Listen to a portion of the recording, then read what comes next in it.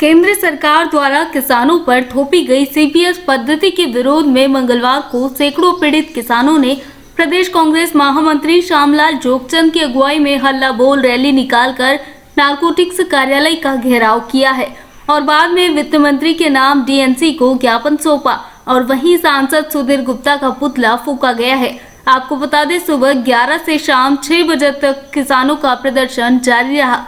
इस दौरान पुलिस अधिकारी जाब्ते के साथ तैनात रहे।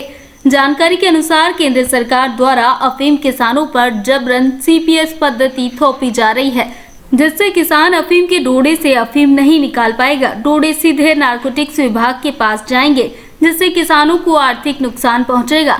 आयोजित कार्यक्रम के तहत मंगलवार को प्रातः 11 बजे से ही फव्वारा चौक पर किसान और कांग्रेस कार्यकर्ता बड़ी संख्या में एकजुट हुए और दोपहर 12 बजे करीब नारेबाजी करते हुए रैली के रूप में किसान और कांग्रेस कार्यकर्ता 2.5 किलोमीटर दूर नारकोटिक्स कार्यालय पहुंचे हैं, जहां 1 घंटे तक आयोजित सभा में कांग्रेस नेता श्यामलाल जोगचंद ने कहा कि इस पद्धति से किसान बर्बाद हो जाएगा।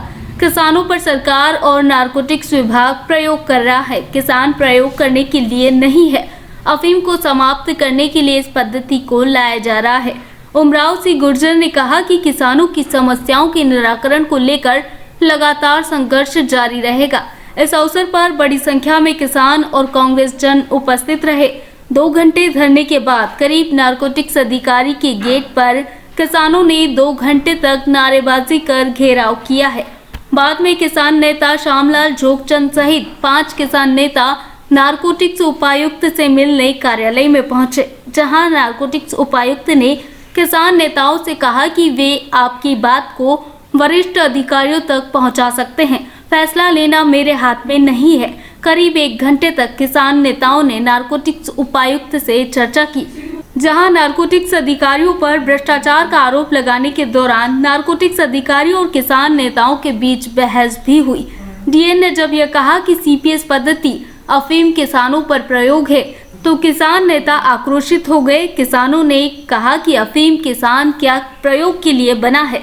बाद में नारकोटिक्स कार्यालय के बाहर 5:30 बजे सांसद सुधीर गुप्ता का पुतला फूंका गया। बाद में नारकोटिक्स अपर आयुक्त को केंद्रीय वित्त मंत्री के नाम सौंपे ज्ञापन का वाचन कर बताया गया, जिसमें बताया गया कि अफीम उत्पादक किसानों पर सीपीएस पद्धति से फसल पैदा करने का फैसला सरकार द्वारा थोपा गया है, जो पूरी तरह से किसानों के साथ गलत है। वर्षों से चली आ रही पुरानी पद्धति को सरकार के बदलने के फैसले से सभी किसान उत्पादक असहमत है।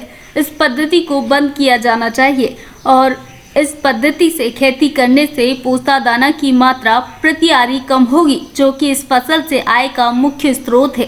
फसल के उत्पादन में हजारों मजदूर चिरा लगाने का काम करते हैं, वे बेरोजगार हो जाएंगे। इस क्षेत्र में होने वाली अफीम फसल में मार्फिन उच्च क्वालिटी की और अधिक मात्रा में होती है, अतः अफीम का प्रति किलो भाव तुरंत बढ़ाया जाए। और वर्ष 2016 में प्रधानमंत्री ने पूरे देश को प्रधानमंत्री फसल बीमा योजना पूरे देश में सभी फसलों पर लागू की थी, परंतु स्थानीय सांसद की निष्क्रिय कार्य प्रणाली के कारण अफीम फसल को बीमा योजना में शामिल नहीं किया गया, जिसे तुरंत बीमा योजना में लागू करने की मांग की है। पिछले दिनों क्षेत्र में हुई बारिश और ओलावृष्टि से नुकसान के मुआवजे की मांग की है। फसल में उत्पादक किसानों को कई बार तुरंत विभागीय राहत की आवश्यकता होती है, अतः नारकोटिक्स कमिश्नर को आने वाली छोटी छोटी समस्याओं के समाधान का अधिकार देने की बात कही है।